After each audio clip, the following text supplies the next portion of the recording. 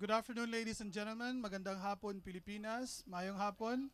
At ang mga kaigsuunan sa press din his Sagonsongan in the city of Marawi. We are here for our press briefing with Spokesperson Secretary Harry Roque, and he is joined by Deputy Commander of the Joint Task Force Lanao, Colonel Romeo Browner. Before we take questions from the press, we'll give time to the Secretary to give his opening statement. Mr. Secretary. Welcome to the third Palace briefing on here in Marawi. No, we are currently in Sagonsongan, no, where the president will be arriving in a few minutes to turn over the second batch of temporary housing for the Marawi Bakwits. But before we proceed with your questions, let me give you an update from Task Force Bangon Marawi.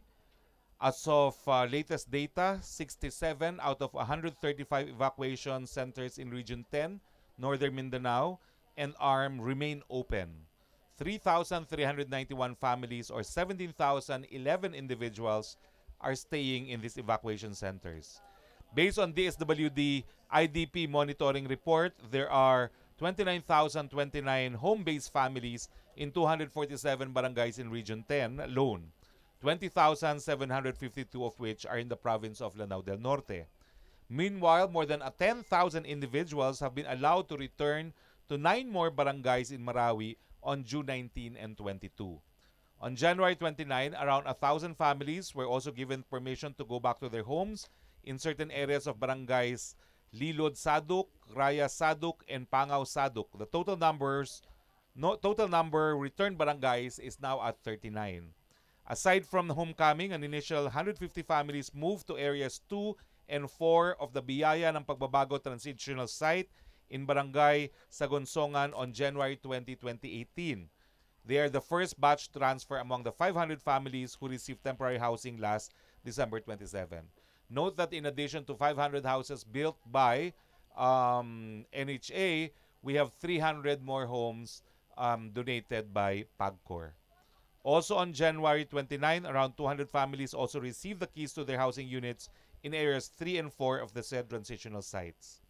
To provide sustenance to these IDPs while they sheltered in transitional sites, on January 25, the Office of Civil Defense initially distributed 98 boxes of non-food items containing kitchenwares, sleeping gears, and hygiene kits.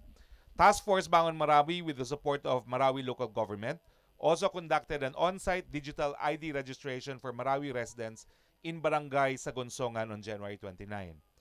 More good news as the Mindanao State University held its first commencement exercises after the war back in its Marawi campus on January 24. Around 1,100 students received their diplomas during the ceremony. During the siege, MSU Marawi, with a campus just 5 kilometers away from Ground Zero, had to relocate its graduation sites outside the city. Lastly, in a coordination meeting with Task Force Bangon Marawi, member agencies, the Department of Public Works and Highways announced its plans to resume its suspended 2016 and 2017 infrastructure projects. No? This include rehabilitation and repair of roads, construction of water systems and line canals, completion of Marawi diversion roads, construction of school buildings, and concreting of roads within the city. Infrastructure projects in the most affected area, however, remains on hold. Now, before proceeding, let me proceed to 3 good news items.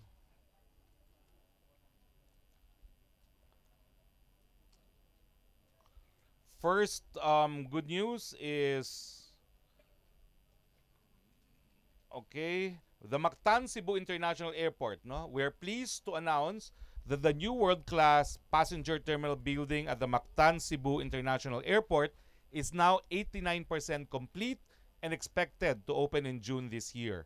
According to the Department of Transportation, the terminal building is expected to accommodate 13 million passengers annually and can operate for both domestic and international flights. More good news on the livelihood training program for Mayun evacuees.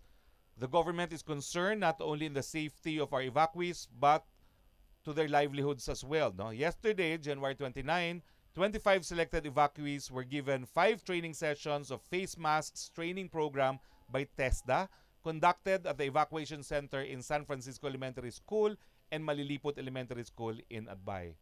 In addition, TESDA is also offering other training programs, including manicure, pedicure, massage, and bread making. This is to help the affected individuals earn a living despite the ongoing calamity. More good news, the Investment Coordination Committee Cabinet Committee of the National Economic Development Authority gave its go signal for the Subic-Clark Railway project, with the Department of Transportation will implement. The project will serve as connection between Subic Bay and Clark Freeports and other major economic centers in Central Luzon that will enable the region to become a new development center, eventually helping ease overpopulation in Metro Manila. When completed, the proposed project will become part of the railway network, which will be connected from Batangas to Subic to Metro Manila. So, I have some questions from the Malacanang Press Corps, but before I entertain questions from Manila, are there questions from here, from the local press corps and the press? Yes, sir. Members of the press who traveled to this site. Okay, thank you, Mr. Secretary. The first question will come from Minda News, Mr. Froilan Gallardo. Morning, sir. Yes, Froilan. Sir, with this all relocation side, the constructions, are we on schedule? I think we're even ahead, no? Because we've already finished with 800 shelters, and if I'm not mistaken, no, there will be more homes that will be finished, no? Because when we were last here for the first turnover, there were additional 172 that were about to be turned over also to NHA, no? So in fact, this is what we will be inaugurating now, no? This is the second phase. We're even ahead of schedule, except that the actual residents could not transfer because they had to deal with potability of water, I understand, no? But electricity is now on in the first phase, no, where residents were allowed to come back. So we are on track. We are even ahead of schedule. Sir, second question, sir. There are so many residents who are complaining on the social network that they haven't seen, they were not allowed to go to the main affected area. And, it's very understandable after them not seeing for 6 months. So that question will go also to Colonel Browner. How much is the percentage now of the cleansing or cleaning of IEDs in the main affected area, MAA? Let me first address the first question, no, which was addressed also to us in the second to the last press briefing that we had here. And the answer is we are allowing residents to go back to the most affected areas, but because of security considerations, they have to go in batches and accompanied by soldiers because of ongoing clearing operations for IEDs. So please bear with us. It's not always that we have soldiers to accompany, but I'm sure Task Force Marawi under Colonel Browner will facilitate the process of entertaining more residents to return to their homes in the most affected area. Colonel Browner, he has a follow-up question. Thank you, sir. Actually, the estimate of the engineers doing the clearing operations of the most affected area is that they have already completed 40%, sir. 40% of the total land area of the most affected area. So far, from the very start of the siege in May 23, the estimate of the recovery of IEDs and unexploded ordnance is more than 3,000 already. From October 24, 23 was the declaration of the end of military operations. Up to this date, we have recovered already more than 700 unexploded ordnance and IEDs. So it's still very dangerous to go back inside the most affected area. But as mentioned by the good secretary, we are allowing organizations, agencies, and even residents to go back, no, just to look at what happened, perhaps to their houses, but they cannot yet go inside their buildings because, as we said, it's still very dangerous. Thank you, Secretary and Colonel Browner. Next question will come from Radyo Pilipinas. We have Bay Soraida Sarigala. Hi. Hi, Bye. Good afternoon po. Sir, we all know na hindi lang po ito ang papatayon ng gobyerno na temporary shelter para po sa mga IDPs. Ilan po ba lahat ang target natin? How many units? And kailan din po ang starting ng construction para po doon sa next na ipapatayo nating temporary shelter. And narinig ko na rin po sa National Housing Authority na mayroon din pong ipapatayong permanent shelter para po sa mga IDP. So kailan po din ang starting nito, construction nito, at ilan po lahat ka units yung sa permanent housing, sir? From memory, because we addressed this on our second press briefing here in Marawi, there's 6,700 temporary shelters to be built by NHA and another 2,800 permanent. And these permanent houses will be for those with torrents title to their land, no? And in addition to that, for those with their own titles, the government will be giving them financial assistance to build their homes, no? So with 6,700 temporary, we have seen from the first batch 800. I'm not quite sure now because unfortunately the rest of NHA went to meet the president in the military camp. I just saw General De Rosario leaving as I came in, no? So I'm not quite sure how many houses are now going to be turned over today, no? In addition to the 800 that was turned over in the original schedule when the president was supposed to turn over the homes, no? But as you can see, 6,700, we have clearly reached at least 10% of what we are aiming to build by way of temporary shelters. Thank you, Bay. Next, Dandy Makarambon. Yes, sir. Good afternoon. I am Dandy Makarambon of Radyo Pilipinas, sir. On the livelihood component po, after this pagre-relocate po dun sa mga displaced IDPs natin, ano po yung specific instruction from the President para po mabigyan sila ng livelihood assistance, at saka may mga humihingi rin po ng tulong ng mga kapatid natin ng IDPs na naririnig nila na marami pong nagdaratingan ng mga donasyon galing po sa labas. Ano daw po ang maitutulong ng pamahalaan na ito ay ma-monitor at mabahagian po talaga sila dahil yun na nga, there are donations coming from outside at sana po ay mapakinabangan nila. Yun lang po, sir. Thank you. Task Force Bangon Marawi po is based here in Marawi. We have a permanent office here in Marawi, and they're the lead agency. The president was very clear. Isa lang talagang mananagot, isa lang ang merong responsibilidad, and all line agencies are supposed to coordinate. That's General Del Rosario, and he has an office here in Marawi. So all concerns should be addressed to Task Force Bangon Marawi office here in Marawi itself. Now, as far as livelihood, again, in the last press briefing, I had all the line agencies with me. The Department of Agriculture said that they have not only grants but also loans. The BFAR said that they also have grants and loans for fisher folks in Lanao. The DTI said that they also have both grants and loans to start small industries, and that they're in the process also of coordinating with Task Force Bangon Marawi to build markets, no? Because markets really will provide livelihood for many, no? And they're in the process of also encouraging residents to produce, no, commodities immediately for sale, no, in livelihood centers to be built here in Marawi. So all the line agencies are doing what they can. Now, Dole also said there will be tupad expanded tupad here in Marawi, and that is actually yung temporary work, no, up to 6 months for displaced residents. And the DSWD also has a work program for the residents of Marawi. Thank you. We'll have Roxanne Arevalo from ABS-CBN, and please stand by Patrick Tablon of Mamboradio. Good afternoon, sir.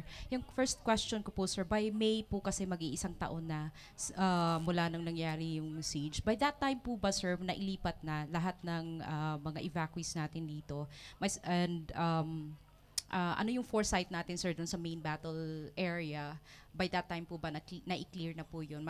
Ano din po yung mangyayari sa mga residents na walang title sa lupa nila? My second question, sir, is kasi bago lang nag-conduct ng subcommittee hearing sa Bangsamoro Basic Law dito, sir. If mauna pong ma-implement or let's say maibigay yung BBL dito, ano po yung mangyayari sa mga projects na ginagawa and rehabilitation na ginagawa natin dito, sir? Thank you. Walang hinihingi po ng Pangulo yung 1-year period. Reckon naman from the time of liberation. Wag naman reckon from the time of outbreak of the war. But as we can see, ilang months na ba tayo since liberation? Mga 3 months, no? We're now 3 months since liberation of Marawi. 3 months na, no? And we have turned over 10% minimum of the relocation shelters, no? I think the speed will increase, but the most conservative is in May, which is how many months from now? 4 months, no? We should easily have 25% of the 6,700, no? So unfortunately, yung pagdating sa May, mga 25 to 30 pa lang yan, no? Pero give it another 3 months, baka more than 50% na ang merong temporary shelters, no? Judging from how fast we're able to build these homes, no? So mukhang bibilis pa kasi karamihan naman ng mga bahay, nakikita nyo, mga prefab, no? So tingin ko mapapabilis. Ang problema lang talaga yung potable water, dahil kinakailangan ilagay yung mga linya dyan, no? Pero yung kuryente, mukhang hindi naman problema yan, no? So tubig talaga yung... pero dito sa mga temporary shelter community 4 and 5, okay na, no? So doon na lang sa mga iba, no? So we're looking at after 1 year of liberation, baka naman majority would already be settled in temporary shelters. Now, second question mo is title. Well, again, in the first press briefing that we had here, it was explained that the President already tasked the DNR to hasten the process of surveying for purposes of determining what lands of the public domain can be classified as alienable and disposable. And the Armed Forces of the Philippines was also tasked to evaluate how much land they need because bulk of Marawi actually is a military reservation. Yun po, kaya naman po pinapa-inventaryo natin yung mga lupa dahil alam natin na karamihan ng mga bakwits walang titulo. So ang nais po mangyari ng Presidente yung mga walang titulo to begin with, magkaroon ng sariling titulo. Kaya po iniimbentaryo natin kung gaanong karaming lupa ang pwede na nating ibigay sa ating mga kababayan. Sa BBL, sir? Sa BBL, well, sinabi naman po ni Presidente, prioridad niya pareho ang BBL at ang charter change. Hindi po malinaw kasi yung sinabi niya sa Davao Airport, no? Maraming nag-report na sabi ni Presidente daw, mas gusto niyang maunang federalism.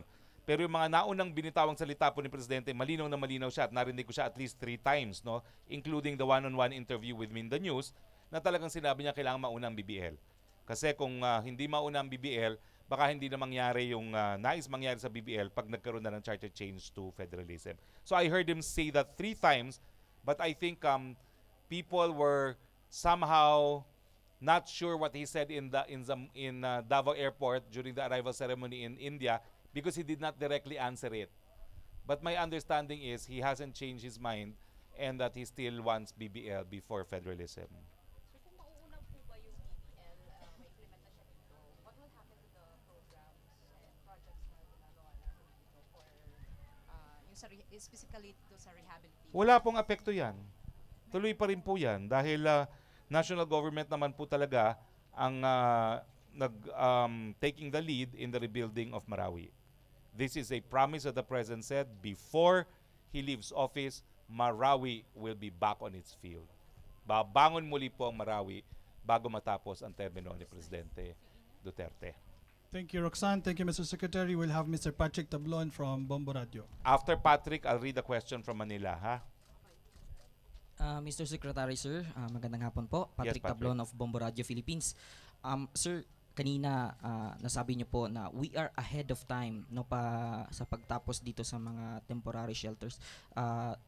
Ibig sabihin ba doon na minadali ang pagpapatayo ng mga bahay dito or durable ba to na aabot hanggang ma-renovate or ma-rehabilitate ang Marawi City? Alam niyo po, nakikita niyo naman yan Kaya nga natin dito ginagawa ang press briefing para makita niyo, no? Ito po ay temporary shelter pero ang tingin ko pwede lang permanent yan 'Di ba? Kaya lang tinatawag nating temporary, may option yung iba na kapag nabuksan na yung most affected area, baka gusto nilang bumalik sa most affected area. Pero ang tingin ko po dito, permanent na yan. Nasa option na yan ng mga titira kung lilipat pa sila sa most affected area. Pero kung akong tatanungin, parang mas mabuti pa dito, no, kaysa dun sa most affected area. Kailangan lang talaga ng mga palengke, ng eskwelahan, at yung mga community centers dito na gagawa naman. Okay? Pero ang tanong mo, durable ba yan? Ang sagot ko po, mukhang hindi nga permanent, mukhang hindi temporary, mukhang permanent shelters nga pong ginawa natin at hindi lamang temporary shelters. Okay. Ito po, Mr. Secretary, may iba naman tayo. May pahintulot ba ni Presidente Rodrigo Duterte yung panunumpa ng mga politiko, especially yung lumipat sa PDP Laban? And then, ano po yung mangyayari sa mga government officials ng PDP Laban na members, subalit may mga kasong korupsyon like in Cagayan de Oro City and others are in alleged drug syndicate link? Okay, ganito po yan. Ako po yung nanumpaan na bilang miyembro ng PDP Laban. Pero I am the spokesperson of the President po, and the President is chairman of PDP Laban. Pero I believe I will not be in a position to speak for PDP Laban because I do not have the mandate. No? Natanong lang po ako sa Iloilo about 2 particular candidates, no? Na ang alam ko naman dumaan sa proseso kasi kinuwento sa akin kung ano yung prosesong